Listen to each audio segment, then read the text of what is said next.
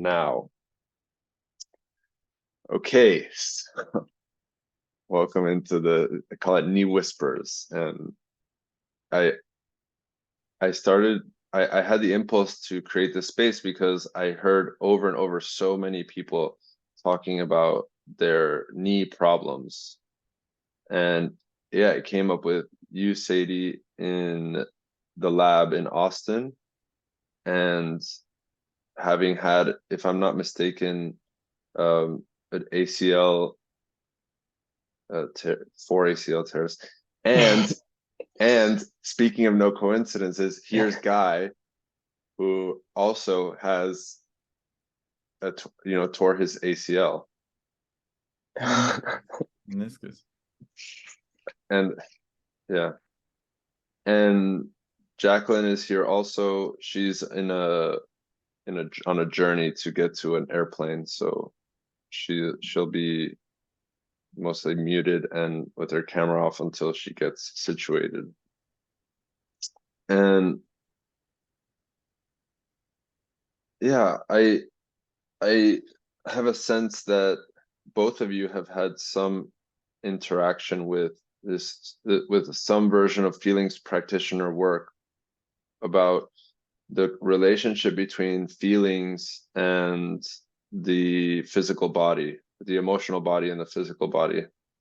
And yeah, maybe we'll just start with what is your relationship to that, and then going a little bit more into specifically for you that your journey with your knee and your knee issues, just to have a starting point here. I will go. Jeff, thank you for holding space today. As you mentioned, and what was amazing from lab when you did my EHP and I made a new decision around my knee, during those 5 days, there were new sensations in my knee, specifically around fear. And I do not have experience with the healings practitioner, the emotion healing practitioner world yet. I joined the group and I've been following to see if I can join events. So this is new.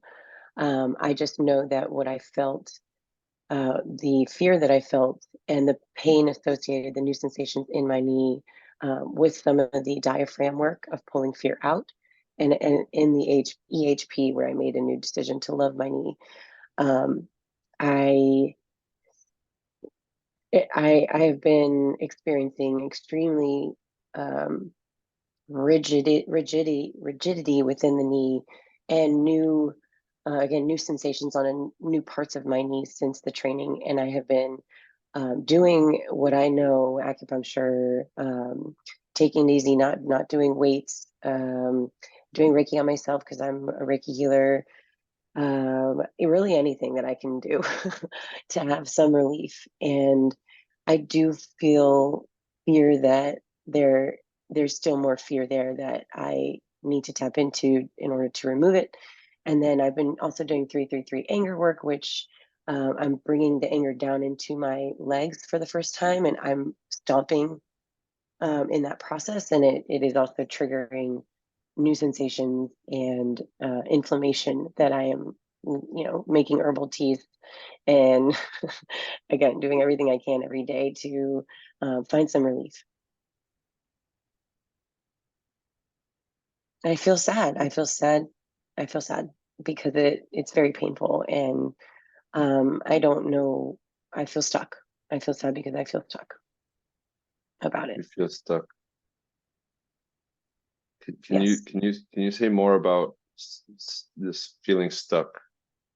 Because I heard you say this thing about this rigidity within the knee, and then I hear you say feeling stuck. And just as this is happening, Jenya comes in, who recently, hello Jenya, saying, Hi. just as we're talking about this being stuck and rigidity, Jenya comes in, who recently, I was told a legend about a process where Jenya's knee was completely frozen, stuck, and it became unstuck. And so I'm going a little bit off, but I want to hear more from you about this. You said you feel sad about being stuck. So will you go a layer deeper of that? Yes, I feel sad because my story was that I was very flexible before the four ACLs and the meniscus and the bone transplant and all the things that I I did to my knee and I chose to have done to my knee. And I was feeling really good, meaning I felt more flexible. I made the decision this year not to have a fourth ACL surgery, so I don't have an ACL right now. And that was my choice. And I felt empowered for the first time to push back against the doctors So to, 1 second, Sadie. 1 second. yes, Could you just slow the pace down just a little bit? And yes, yeah, okay. You said you're feeling stuck and you used to be flexible. yes, Yeah. yes. Uh, and my decision not to do surgery was because I lost flexibility after the third ACL repair. And I did not feel good after that. I felt very strained and inflexible and in a lot of pain.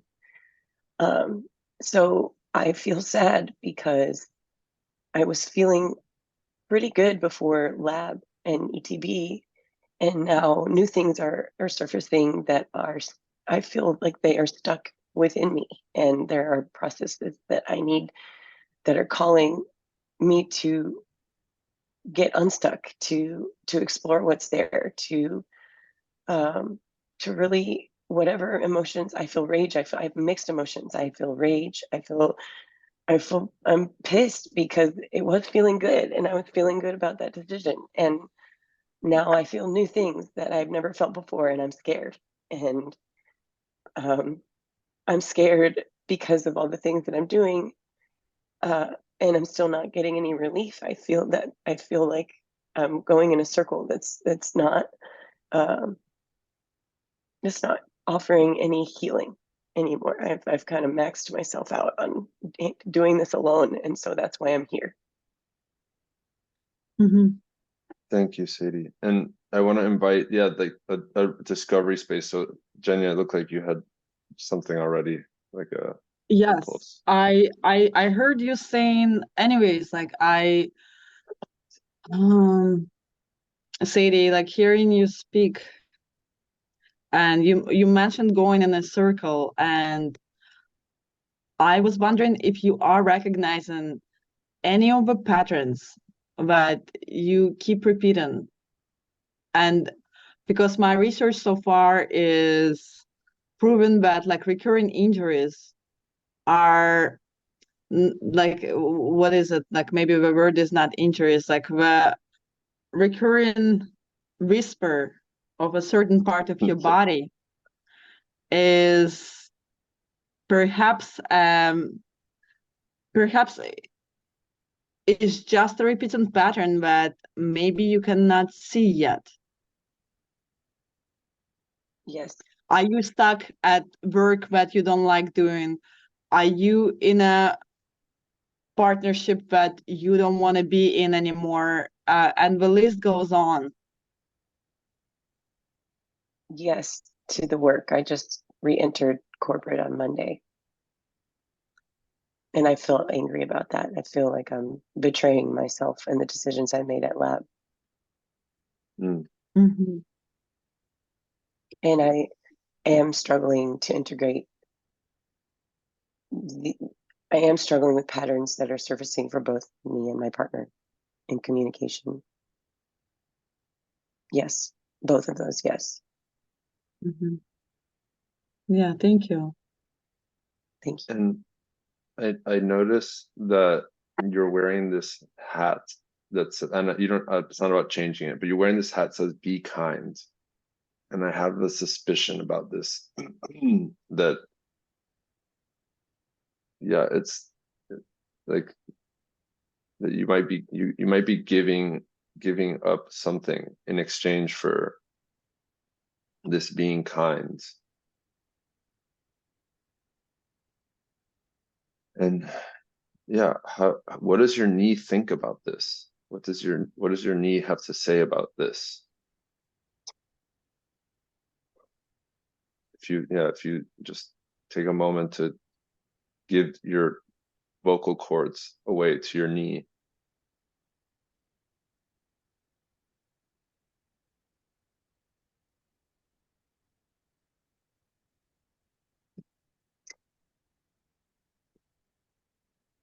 My knee, my knee is feeling sadness, and because I've been unkind, and I've pushed myself beyond the edge of what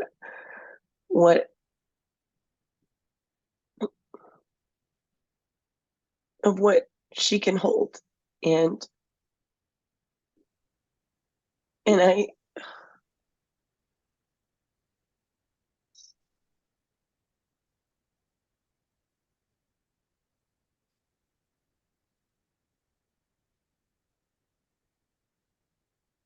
feel grief. I feel deep grief and sadness in my knee, the new spot that's been tingling right now as we're talking.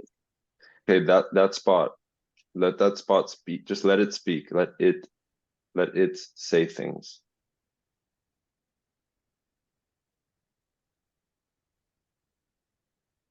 Stop trying so hard. Mm.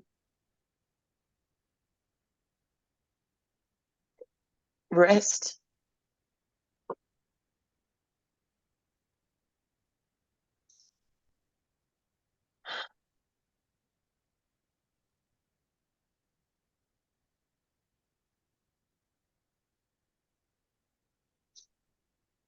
Listen.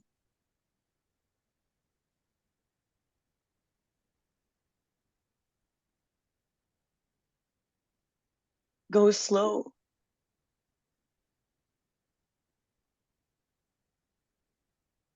Release.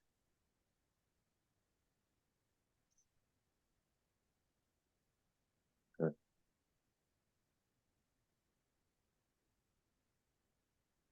So this is for Sadie's knee. You said rest, listen, go slow. And is there something more specific? Like really, there's something really specific to say.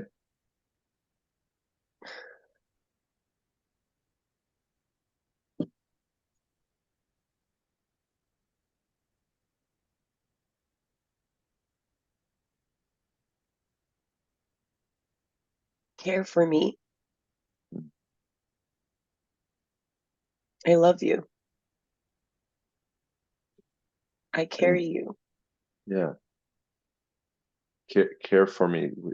How can Sadie care for you? What's one thing or two things? Massage.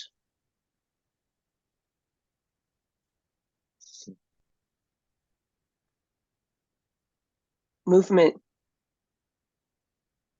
New movement.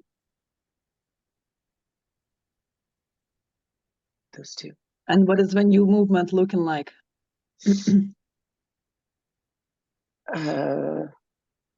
With the morning exercises and the heel movement specifically feels like an internal massage for my knee, or I experience an internal massage in my knee. So exploring more, really moving into my feet. I don't walk. I kind of flat my feet when I walk. So really relearning how to walk feels really important, so that my knee, my left side, doesn't take over the right side for feeling weak, which is why I also had hip surgery. So bringing myself back to balance and exploring what that looks like with new exercises. I'm open to possibilities. I was just Yeah. going to have a possibility for you. Jenny, sorry to cut you off there. Go. That you you care for your knee in the way that you say, but the possibility is to do it in front of the mirror, like to watch yourself do it. And even maybe that you wear this hat and that you actually see like what it says as you do it in the mirror. Yes, thank you.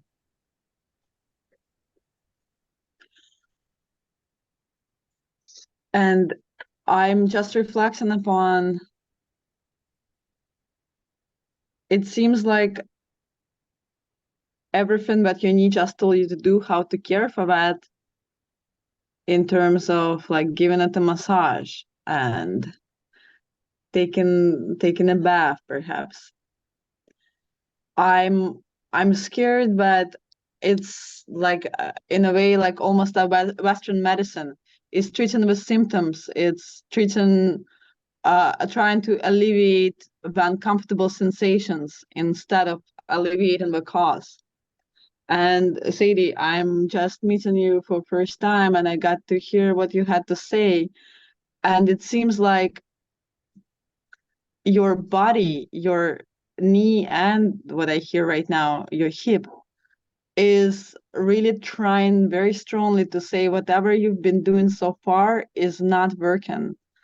And it goes beyond massage or bath soak, and there is something bigger at something at source that you perhaps not walking the right path, and your body is telling you about that.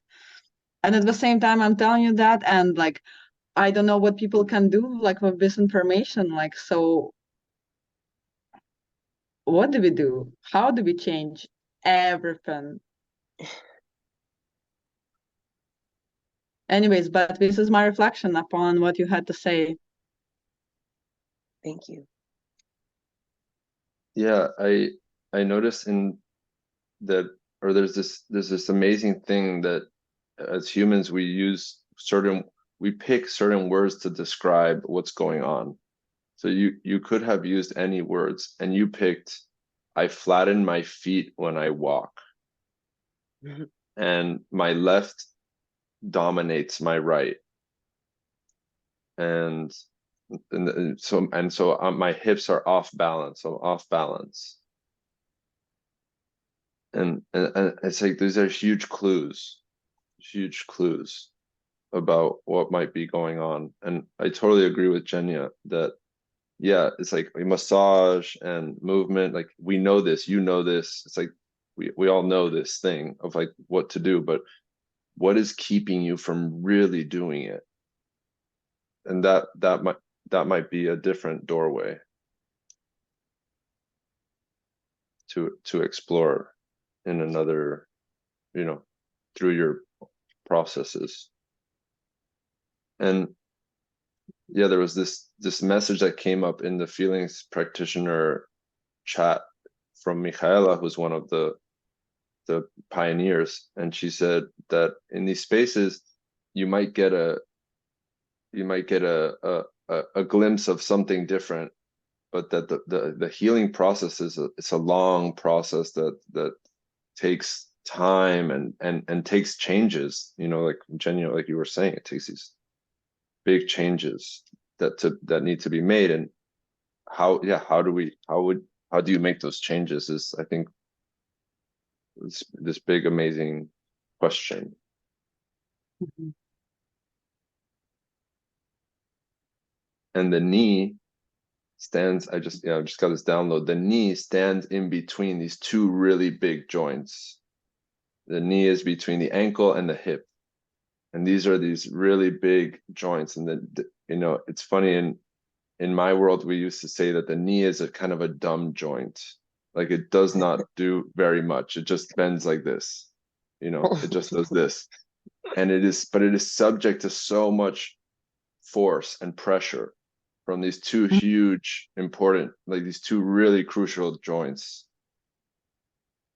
And so it's like, it's almost like there's these two parts of you that are trying to exist at the same time, or trying to do their thing, and they may not be integrated. like your hip and your ankle may not be and your foot ankle joint may not be integrated, and so your knee is taking this crazy beating because there's these two parts that are trying to do different things. Yes. Does that resonate Yes. for you? Yes, I feel a little anger because I know this in my heart. I've known this for 9, 10, 11 years. I've known this. And I'm scared because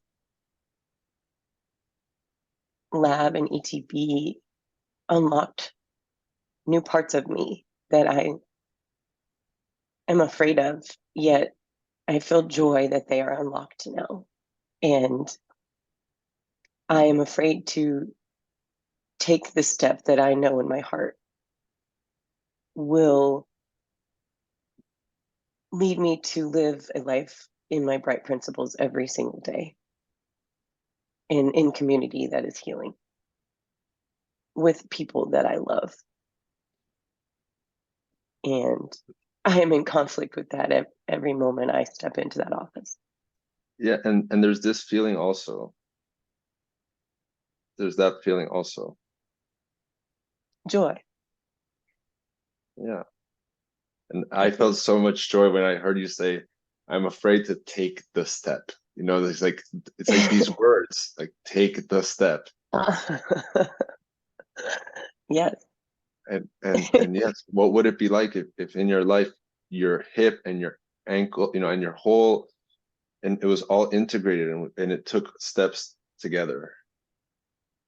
Wow. Yes. Yes. It would be Thank magical. you. Thank you. So it's not about moving on, but I see that there's a lot of inner working stuff to happen, and I want to open space for somebody else to come in also. Yes, thank you. I'd love to come in, and thanks so much, Sadie, for all the gold in your share here. It took so much, and I just have so many thank yous to like make on this interaction. Genia, you too, with your comment about the cause versus the symptoms. And I would like to change my possibility for you, first of all, Sadie, and say to just spend time in front of the mirror. I first said do your exercises, your massage, but I'm taking that out and saying, as part of this whole thing, spend time in front of the mirror and look at yourself. I accept. Yes. Thank you. Yeah. My story with my knee is a quite long one. 11 years since since the trauma to my knee. And Jeff, I love the title of this space, Knee Whispers. And I feel that these whispers are actually what happened before the trauma. And have happened to me in the 10 years after that trauma, before it happened the second time, last year. For me, I'll try to draw that line, but I'll first give you the 2 points. There's a line between my knee to my relationship to God, and my fear with talking about this relationship to this concept of God, and like faith, and maybe like to bring it down a little bit, like my relationship to the metaphysical, like beyond the physical body. Maybe God is going a little far right now too. Yeah, it's been a battle. I've not allowed myself to be free in exploring and just like believing in the magic that I can use and practice and make change in my life that is beyond the physical body. And specifically about the knee, I've just relied on doctors, and I had surgery 11 years ago. Thankfully, nothing was taken out of my body, and everything was stitched back together inside. So like I felt like I have a second, like really a chance to like heal with all like my body, everything's still there. And then it happened again. I tore my meniscus again. I saw an image of it in an MRI. They showed me what it looks like. They said we have to take it out because like that's the next thing we can do if you want to get back to your activity. And without fully knowing why, I just I refused to do it. Just I talked to you, Jeff, like more than a year ago about this, I think. And I realized like I either have a lot of work. I thought I either have a lot of work or I can take just get surgery and get it done, get it over with. 2 weeks, get back on the soccer field.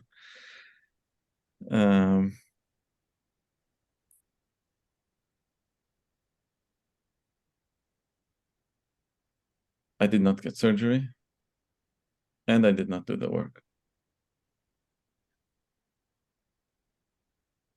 And to tie like this first point back together of like my relationship with God or this metaphysical magic energy, feelings, emotions, and how it relates to my knee. The knee for me is the source of stability. Like when I'm stable, like my knees are firm on the ground. Like I can feel my knee stable, and when I'm like fearful, it's like my knee is gonna dissolve. Like I'm just like gonna collapse to the ground. And it is this fear of admitting that like that magic is real that I feel in my knee. That's kind of how I want to tie this all together. And in this last couple months, really just last few months, I've really been embracing the magic, and with it, my relationship to God and to the metaphysical world. And what I find in relation to my knee is that I'm very mindful to my knee. Like we're in touch. We're in touch. I don't really touch it with my hands so much, but we are always like when I take a step, I'm in check with my knee, literally.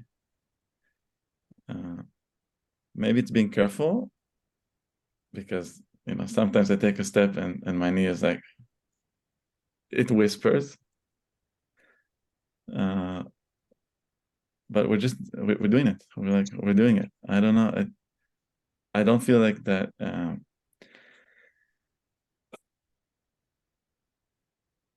I do feel like something can happen to my knee, like some trauma can happen, and I don't know how to like make it totally safe. What I do know is right now I'm in check with it, very in check with it. So Guy, I'm really glad that you said that you're connecting with magic and the metaphysical, because what I'm about to say might make no sense, materially, but you said that it was great that in the surgery nothing was taken out and it was all just stitched back up. And I wonder, like, but what was left in there that may not belong there? Like, is there something in your knee, something energetic, some structure that's there that doesn't belong? So would you examine, just do a quick energetic because it's physical exam, so it's an energetic exam.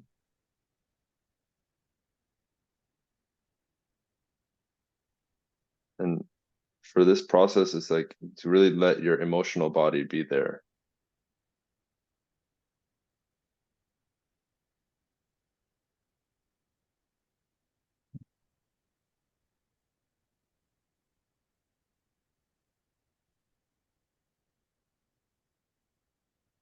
Yeah, what comes up is also in these 10 years between the traumas, I've not felt at very high intensities anything. Yeah. Yeah, and that last trauma a year and a half ago to the knee, that repeating injury, whatever as it was called,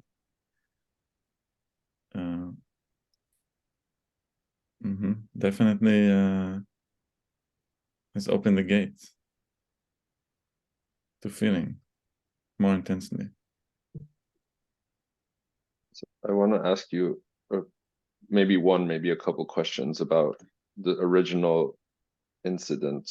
You call it a trauma.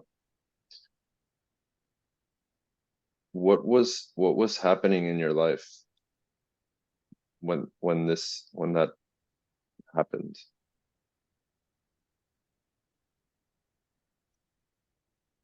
Yeah, I was in the army. I don't know if you have more questions, but like that says a lot. Okay, yeah, you were in the army, and I see that there's a feeling about it, and it's like it seems like a maybe really big one. So you were in the army. Yeah, there's a lot of anger. So everything I had to be and not be when I was there. Yeah. And seems like there's another feeling also. Yeah, there's sadness. Yeah, it's yeah, the sadness is really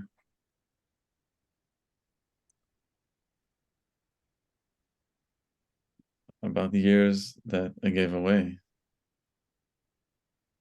to this. I was just being someone else. I was being this soldier, and after I was a soldier, I was being this soldier in reserve.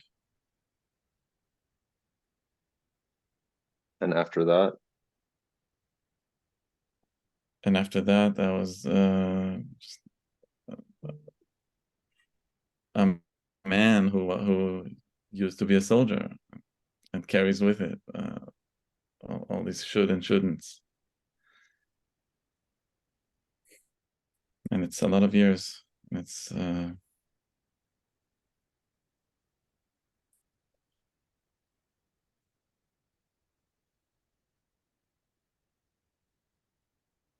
it was not for me.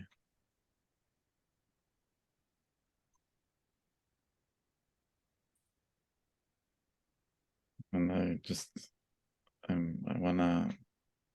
just feel really, really sorry. Not petty, not like mercy, just like apologizing to myself, to the 18-year-old that go. just didn't let you be. Just took everything away, took feelings away, took principles away.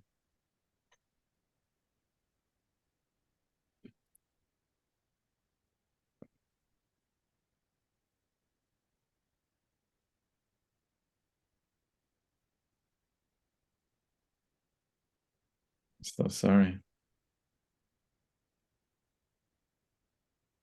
And there's still time. There's still great time.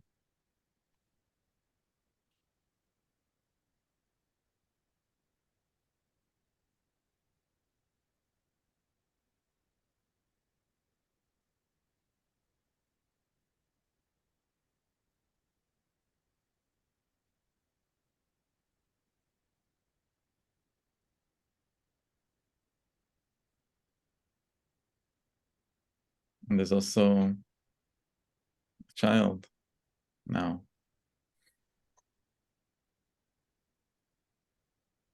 Just came to me all of a sudden.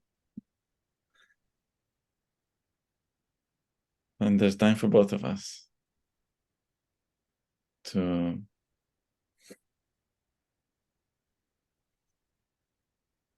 center ourselves, to be centered and be connected to what we want to be.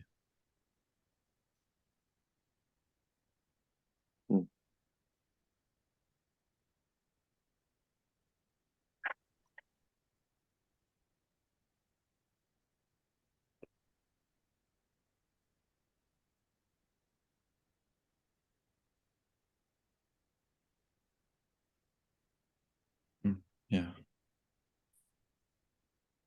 Yeah.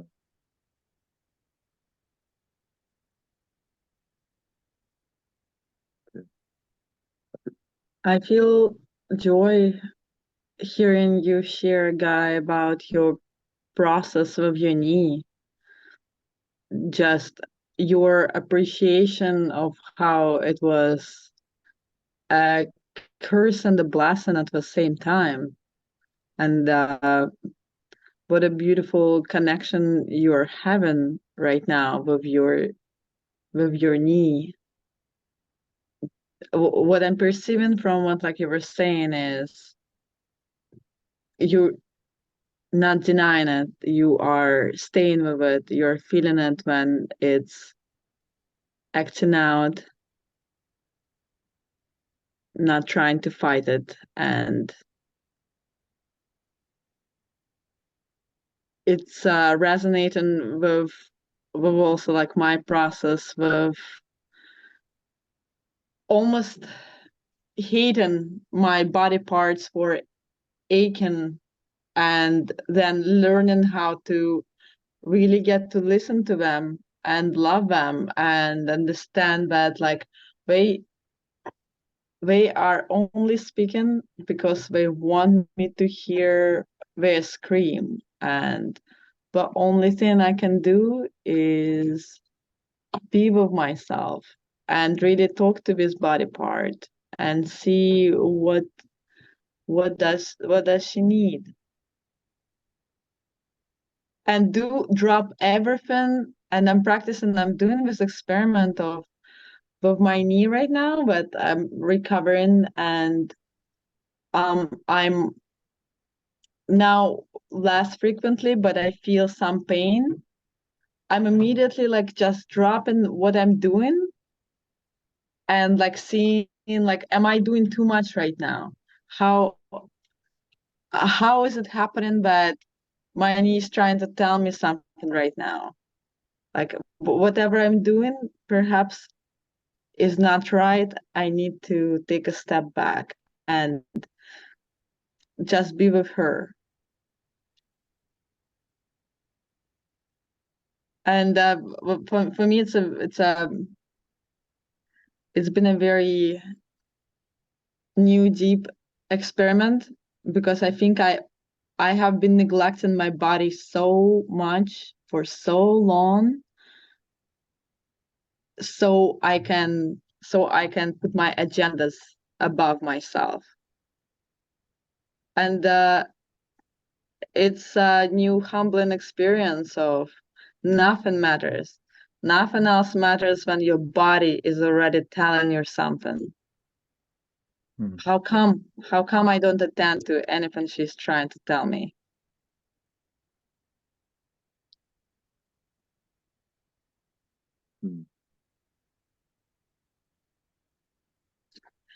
And another, actually, thank you, Jeff and Guy, for bringing it up. I've never reflected upon missing parts of a body. And my first injury on this knee was like I had a motorbike accident in San Francisco, and they had to give me in 2016, they had to give me an emergency surgery and collect the pieces. Hi, Jacqueline. Put my knee on a wire but they couldn't put the pieces of me because it was crushed and it was like separated, like it just like went down and up. And they tried to put my knee on a wire, but they couldn't collect all the pieces because they were so small. So some of them, I'm now wondering, where are they? You know, I really want my knee. Like, I really want at least like pieces of my knee, but like they're probably in the General Hospital of San Francisco. And I've never reflected upon what maybe my body, my being is missing by missing the parts that probably do belong to my body Yes. still. Jenya, what did you leave at the hospital that day?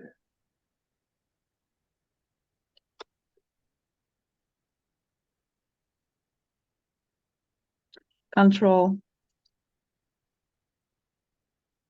The illusion of control.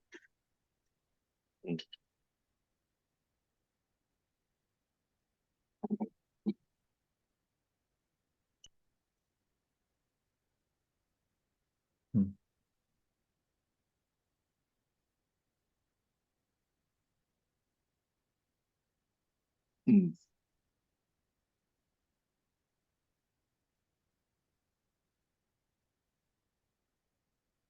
Anything else that you left there?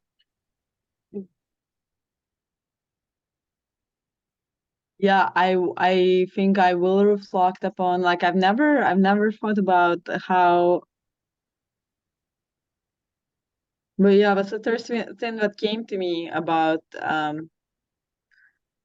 giving up control. That's what I left in General Hospital back then. And but I'm curious, what else? How am I doing without missing parts of a kneecap? Mm. Yeah, what else did I sacrifice with in connection with this universal incident? Yeah. Mm-hmm. Yeah, Jacqueline, and you wanted to say something. Yeah, I want to share about there was a woman in the Feelings Practitioner Lab who had an organ removed, a reproductive organ removed. I don't recall which one. And what they said was that there's still the memory, like there's still a space there. Like there's still this memory or this imprint, just because it's not there. It's like your body's still somehow, holding this space for it.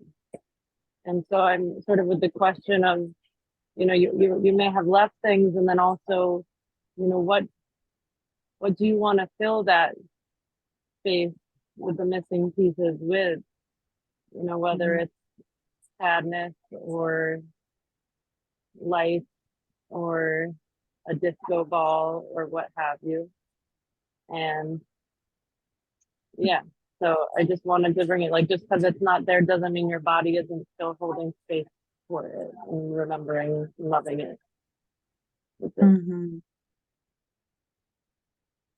Yeah, thank you. And it seems like there's two processes. This one is what did you leave behind, and then what of it do you want to bring back? Because what Jacqueline's saying, I think, is that the space is still there. Like your body's still holding space for that which you left to come back. Mm. Yeah, and I'm marveling. Like it's beyond joy. I'm just marveling because as you were sharing, I thought about my own knee pain, and I had this really very real knee pain on my left knee that I got from in medical school. When I was in the hospital, I was working in the hospital all the time, and it was like, as you were sharing, Jenny, it's like pieces of me were just being left behind, left and right, like just pieces of me were just being just like like pieces of my soul, of my heart, of like my being were just falling. And yeah, it was like in this knee, and in this, like there was two versions of me. There was the me that I knew I was, and there was the me that I had to be in order to be in medical school. And yeah, just leaving pieces behind. And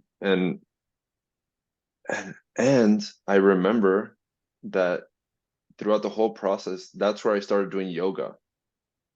And that's where I really started to experience like the knee pain. Like I was numb to the pain until I started to do yoga, and I started to try to sit in like, you know, kneeling pose and stuff. And I was like, I cannot do this. I could not do it. And yeah, just like that, sticking with this practice of yoga somehow helped me get out. Somehow helped me get out of that path. And that now I can sit in a total kneeling pose, like I could do it for a long time.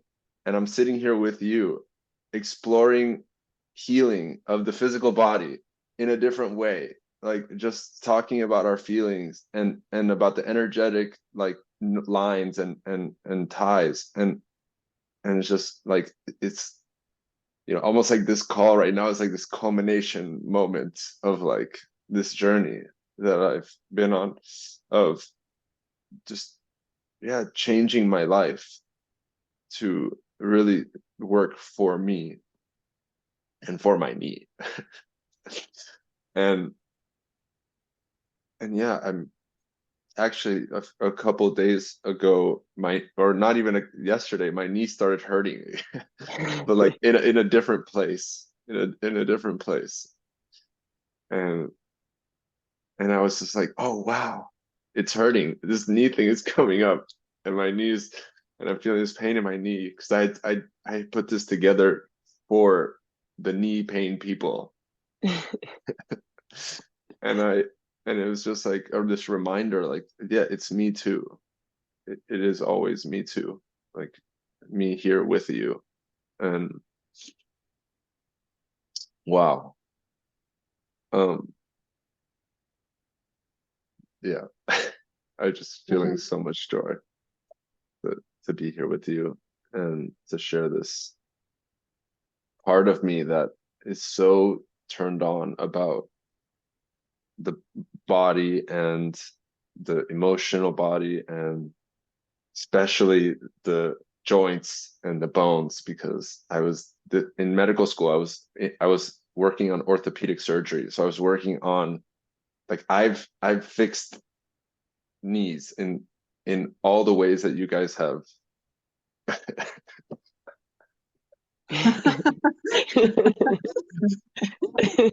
Exactly. Uh-huh. Yes. Uh, yeah, I also find it interesting that like well, actually, correct me if I'm wrong, but like speaking about like feelings practitioners context, right? Like where anger is in bones and sadness is in soft tissues. I think knee is just a bunch of habitats for all of it, right? Like with soft tissues, right? Cartilage is soft tissue, I would say. Uh-huh. And well, bone, and I don't know how nerves, like of course nerves, yeah.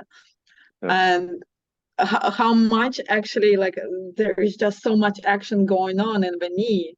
And like it seems like it's already such a vulnerable place. And what you were just also saying, that like you fixed your knee before, now you feel the pain in a different part of your knee. And it's but the same with me, like feeling it everywhere else. And it brings me an idea, like still like about like this metaphysical meaning. There is something bigger, like there is something, like there is some pattern that it's so engraved in you, but it just finds its outlet in the knee. And as you go through your healing and heal maybe some layers of certain patterns, and like you alleviate pain in one parts, but then you find it in other parts. So it's knee just blows my mind. And yeah, I can believe like there is just like so much research still to do about knees, and like what does it all mean? So much outlet, so many layers. So what I hear is like a call for another call. Yes. And there's so many people who wanted to be here for this one who could not make it. And so I would love to keep discovering more about about this. And yeah, it's like really take a longer journey to really get in there, get into this part that is so painful for so many people, including you all and myself, and just use it as a doorway to discover just more about this connection between what you said, Jenya, about the physical body, and then this whole like multi-dimensional existence, including in the connection between us all. Yeah. And Jacqueline, do you have any words? I feel really sad that I'm like on 20 different modes of transportation during this call. So I'm sorry. And I really am so glad to be here with all of you. And I've heard a lot of what you've shared. I haven't heard everything because I was underground for part of it. And I have a necessity for the space also. I have pain in my outer right side of my knee, and I haven't run in years, and I just tried again recently. And what I remembered is that my mother also has pain in her right knee. So I'm also curious about, like the multi-generational knee thing, which stops her from doing so much. So I want her to be here. And I love what you pointed out, Jenya, about the knee is not actually like a bone. It's, the intersection of so much. So no wonder, because it is this thing that carries us, like you said, Sadie, of, it's like so much is put on the knee. So much is put there. So yeah, I would love another call, and I'm grateful, Jeff, for you holding the space. There's a lot of knee things, it seems. Yes. Yes, So yes. the next one, the next one might have to be called knee things. Yes. Call it. So many knee things. So many knee things. Or knee screams. I like to play on the whispers and the screams that Jenya. I'm feeling I this. have to say, I love the title. I love the title, Knee Whispers. I just have to say it, like it has so much in it. It's the quiet thing that goes so deep, this whisper. So I'm for their current name. I'm for all of it. Yeah. Okay, so Yeah, I have this. research. Go ahead.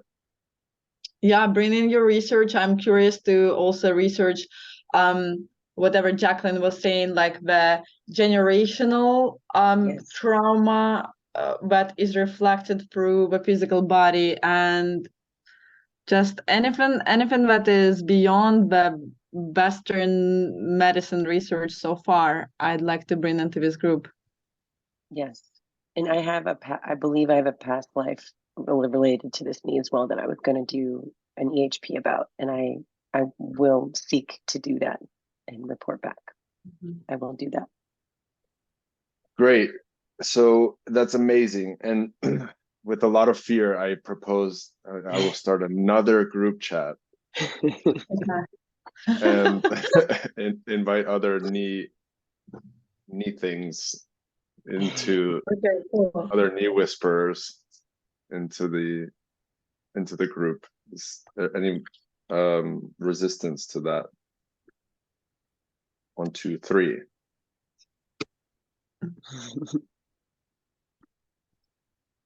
not really Okay. listening. Okay. Okay. All right. So that's all for this hour. Wow. Thank you. And I'll see you in the chat, and then I will propose some times for another call. Okay. Yes. Thank you, Thank Jeff, you. for Thank you. Thank you. Thank you very much. taking a stand for this space. Thank you for holding space. You all. Yes. Thank you for holding space. I'm grateful. Thank you. And thank you for sharing. Thank you. Okay. Ciao. Ciao.